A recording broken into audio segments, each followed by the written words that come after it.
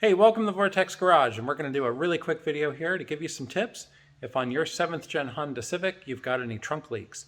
This one happens to be a 2004. Let's take a look. All right, as you can see so far, we've sort of taken the trunk mat out and we've rolled the carpet back. What I found at one point in this car was about an inch of water pooled on the trunk floor here. It has since dried out, and it just seems like there's a little bit of seepage in here, nothing quite as bad as we first saw. So we're going to show you a few things to look for as you try to track down what your trunk leak might be. Now, the first and most obvious are two things. Number one, the trunk weather seal. If the weather seal here, these can go flat over time or they can be torn. If there's lots of tears in this or it looks abnormally flat in some areas, well, that could be your culprit and you could have some water leaking through there. One way to know for sure, these have a split folding rear, so it'd be pretty easy to fold the seats down, lay your head back in here and have somebody spray down with a hose, and if it's got a bad leak, you'd actually be able to see where the water's coming in. But we're actually not doing that. We're going to show you a few other tips. But anyway, check your weather strip is one of the first things. The second thing, we've already done it because it was full of leaves and organic matter and everything. Cars sit outside and they just get stuff collecting in here. Basically, it comes in from the body line where the trunk opens, and you'll just get tons of leaves and it'll turn into an organic mass of junk. Go in here in this trough and clean it out really nice. We've gone ahead and done that. We even went up on the side of the trunk here and didn't do the best job in the world, but we just cleaned this off, made sure all the corner areas and everything was clean. You can see there's still some here that we didn't quite get. But do that all the way here, all the way down.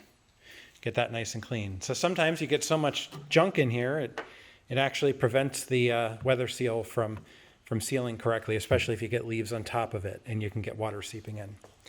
Though I'm not sure that was our exact problem. So we're going to do two more things. We're going to go ahead and remove our side paneling. That's one reason I took this. I wanted to make sure there was nothing strange down here. Make sure your plugs are still intact, all that good stuff. But I wanted to pull this down because there's an air vent, and I want to make sure that that is seated correctly and sealing fine. So I want to check that. So we'll take that off and show you in a second. But the main thing that I'm really looking at today is the seam sealer.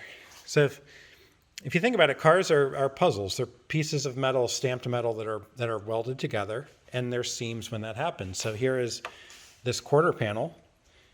It comes up, bends over here, and then there's this top panel on the trunk here.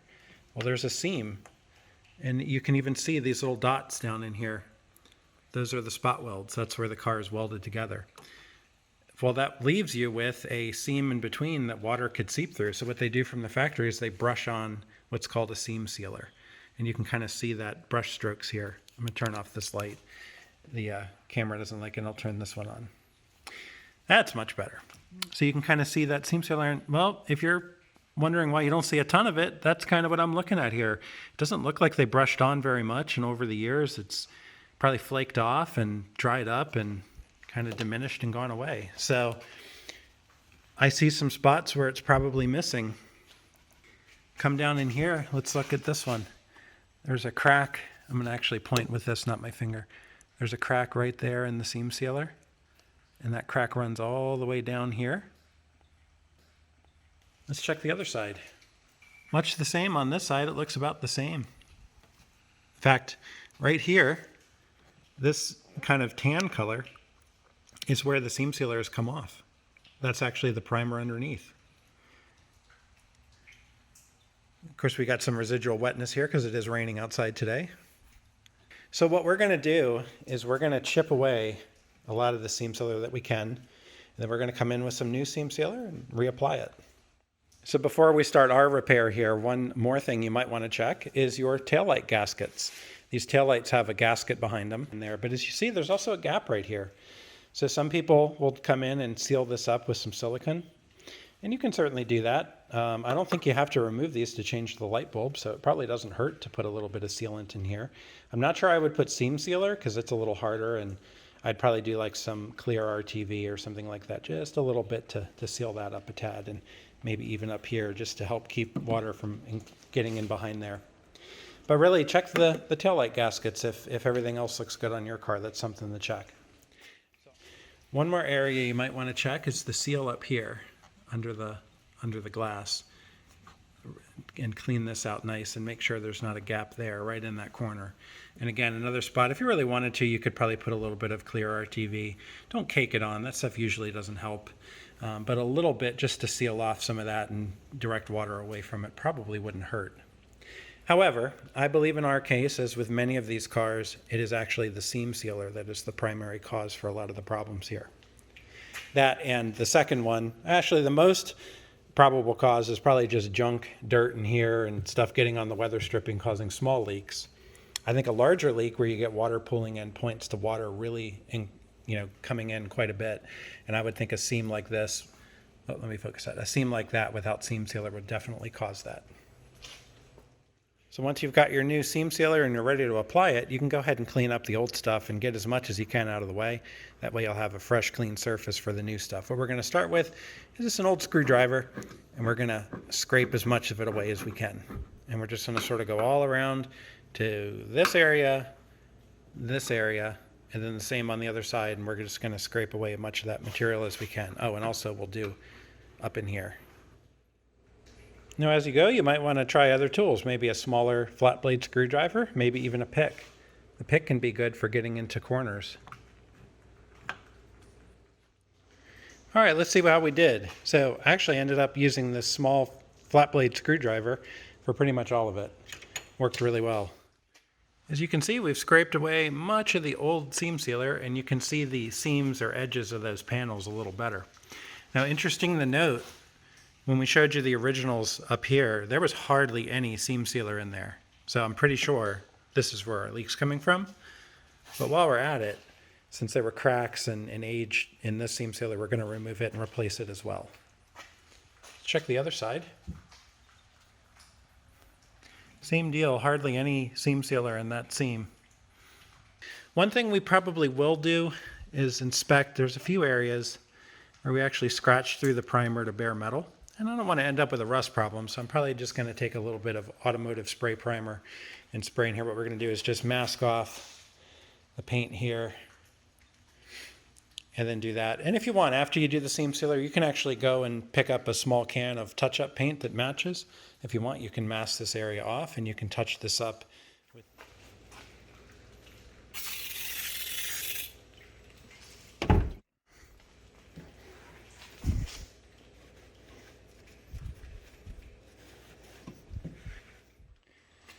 All right, so after getting all the seam sealer out and wiping it down, we've put some masking around it, and you're probably like, wow, I wasn't signing up for all this. But that's only because we want to go ahead and make sure we cover this up with some automotive primer. And quite frankly, if you've never used this before, I'll post a link on the video. This stuff is awesome, and it makes masking super easy. It's all one shot. You just tape it out, cut it, and then peel back the plastic, and it basically static clings to the car. So this took all of about 5 minutes to mask out both sides. And now we're good to go ahead and spray some primer. All right, we sprayed a little bit of primer. Now we're just going to let it dry for the dry time that it says on the can. So if you don't have any seam sealer, I'd recommend looking for a tub of brushable seam sealer. However, I've had this sitting on the shelf for quite a while, and well, we're going to go ahead and open it up for this job. This is a tube of seam sealer that fits into a standard caulking gun. We're also going to use one of these acid shop brushes, as they call them, little metal brush. There's no acid in it, but it's used for brushing on flux and things like that, but it also works good for glue, and it'll work good for our seam sealer to help make sure we can get it into the cracks of the seams. All right, so our primer is dry. We're going to go ahead and pull away our masking. Now you can leave your masking on if you're going to paint over it afterwards. Wouldn't hurt to just leave the masking in place, but we're going to get the bulk of it out of the way because we're not going to do that today. We're just working on stopping the leaks. One nice thing about a silver car is how well that gray primer blends in. And we did elect to go ahead and lay down some masking tape as a guide. So it does look kind of odd. Why would you double mask? But this is masked differently than our primer was. So this is masked to give us some areas along the seams where we can go ahead and brush against. I need to put one piece right here still. I'll show you on the other side. We already have that one. But as you can see, we can put our seam sealer down and brush it in this area and then lift off that masking tape before it dries, and we'll have a nice clean cut and we can let it cure. On this side, I've done much the same. Though I did put that line right here. So there will be no seam sealer in here, there's no need. But we'll have some along here. And then down in here. That little brush was useless with this type of seam sealer. So after laying down a small bead, I just used a latex glove and my finger to go ahead and smooth it out against the masking tape. And with our masking removed, you can see our reapplied seam sealer. And I will say the acid brush that we were using was not thick enough for the seam sealer I used. If you use a brush-on seam sealer, you'll have better luck, and it'll actually be probably easier to manipulate. I ended up putting on a latex glove and just using my finger to smooth out the bead, and then pulled the masking tape and then smoothed down any of the high edges. And this is looking pretty good.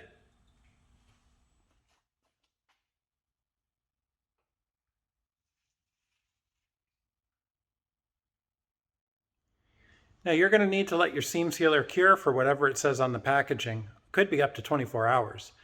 So we're going to luckily have ours in a place where we can leave the trunk open and have it in a dry shop so we can let it seal. But that's something you're going to want to consider before you tackle this job. But one thing, if you decide to do that for an extended period, don't forget you got a trunk light that's going to be on.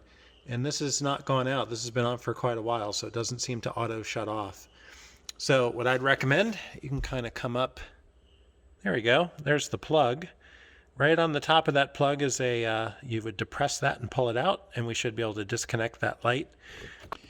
So easier than disconnecting the battery. We just went up. It was kind of a two-hand operation. We pulled that on the top and then pulled the wire out, and that disconnects our light.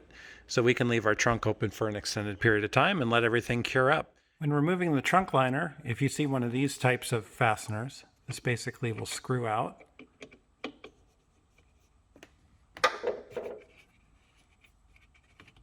And then you can remove the middle piece, and then it'll pop out very easily.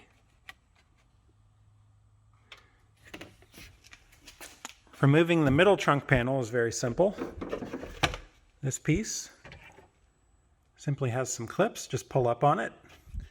Basically start on one end, pull straight up, it'll come out of the way, and that'll free this side panel to lay down. Looks like we have one more of those up in here to take off, and then we'll get a good look at our air dam.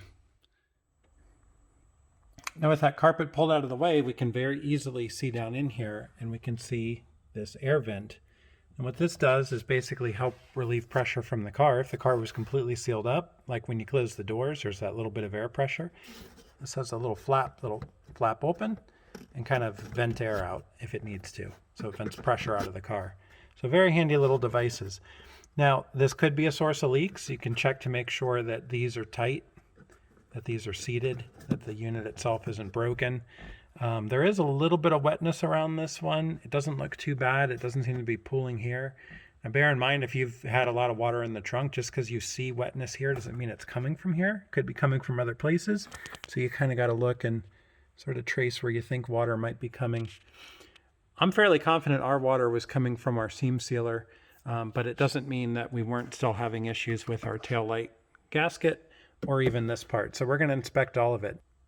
Now, if you did have to remove that part, I believe it'll just fall out if you were to manipulate these clips, push these clips and push it out. Luckily, we don't have to remove ours, but if you're needing to do that, I think that's how it works. I don't think you have to take the bumper cover off, and I'll tell you what, we'll know in just a second. I'll hold the camera up under the car and see if we can see the other side. And indeed we can. Though it looks like a tight fit, it would probably snake out of there. It would definitely be a pain to have to remove the bumper cover. But if you did, you could probably just take off some of the screws that hold it here and just sort of push it out a little bit to fit it in. So again, it's sometimes hard to trace where your water's coming from. The best thing to do is to try to spot the leak, but otherwise inspect all the various areas it could be. One more thing that I did, and I was kind of torn on doing it, was I did have some extra black RTV silicone in an open tube.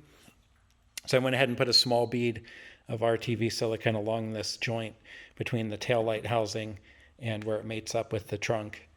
And I say I was torn on that because, well, quite frankly, I see a lot of people do it, and I'm guilty of doing it in the past as well, is you have a leak somewhere and you think, well, I'm just going to solve this. I'm going to get a tube of RTV silicone and just jam it in wherever I can. And that rarely solves anything. But in this particular case, it seemed fairly reasonable since I had some left over anyway.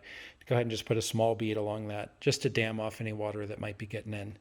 And it's not going to affect us if we have to remove the taillight later on. We can still do that, but we shouldn't have to because if I recall, Honda makes it nice and easy to change all the bulbs. You don't have to take anything out. But if for some reason we had to, we didn't like make this look horrible and fill it up with tons of stuff. We just put a nice small even bead. All right, so here we are a couple days later, and again, we've got more masking on the car. And the reason is we've decided to go ahead and paint over our repair so we can match it up a little nicer.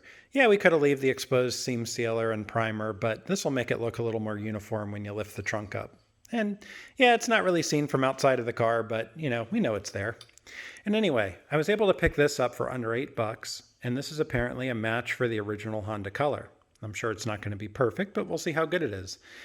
So this is satin silver metallic NH623M. And we actually were able to get the paint code off the car and look it up and find this and go ahead and order it. So you can do that on your car as well. All you got to do is find the original paint code. Now, depending on your car, the paint code could be under the hood on the sticker. It could be in the door jamb. But on this particular Civic, it was super easy to find in the door jamb because Honda was nice enough to put these two stickers. One of them includes the paint code right there. Nice and easy to find. So there it is, NH623M. I think the -4 is for the model year because this is a 2004. So makes you wonder if the dashes could cause any changes in shading. I guess we'll find out and see how this compares. So at any rate, we're going to go ahead and do a couple coats and then peel our masking off and take a look. Now, our masking job, like I said, it's not perfect. We're going to have cut lines where we have the masking, but since it's in the trunk rail and it's not as visible, it'll look better than having done nothing, but it won't be perfect. And while we're waiting for our paint to dry here, we got a little bit of time. I can ramble on about paint a little bit. Now, when you buy one of these spray cans off the shelf, this is air dry paint. And it's pretty good, but it's not exactly the most scratch resistant thing out there. What you really need is what's called catalyzed paint or two-part paint, where it actually has a hardener, and that's going to be a better quality. So sometimes one thing that's nice to do is you can take something like this, spray it over, and then put a catalyzed clear coat over it. And we could do that here, but I'm going to be honest with you. I'm not going to clear coat this cheap old car. We're just going to get some color match on it and be done with it. The reason is I actually have a can of this. This stuff's pretty cool. You don't need professional equipment. You can get yourself a 2-stage like this. This is a 2K clear. And this has this little plunger on the bottom that will break a little separator inside and add your catalyst hardener. And so you can pick these up from Amazon. You can get Eastwood sells a variety of these. They call them 2K cans. The only issue is they're about $25 a can. So I really don't want to crack that can open just so I can spray the inside of the rail. And I don't even think I have any regular off-the-shelf clear to put on it. So we're just probably going to go ahead and leave this original perfect match. We're just going to spray it, do a couple coats, and leave it as is. So anyway, let's go ahead and continue letting this paint dry. So we've gone ahead and pulled off our masking tape, and well, our color match is actually pretty good to our exterior paint. You can definitely tell it's not perfect, but it looks pretty good, especially for the inside trunk rail. And one thing I noticed was along the back side, the trunk rail paint was quite a bit darker back there. So I did go ahead and remask and go ahead and spray there as well so that we'd have a better blending. And I think that looks pretty good. And as you can see, again, compared to the external, it doesn't look bad at all, and it does give us a uniform color in our trunk rail. Of course, our masking wasn't 100% perfect, and we do still have our RTV bead here, and we did some RTV in the corners as well, so you can kind of see that. But all in all, I'd say it came out pretty decent, especially for a couple bucks for the paint in an old car. And anyway, when we close our trunk, that's all going to disappear anyway. Now that's it for our little quick video here. If you like what you see, check us out and you'll see more on Vortex Garage.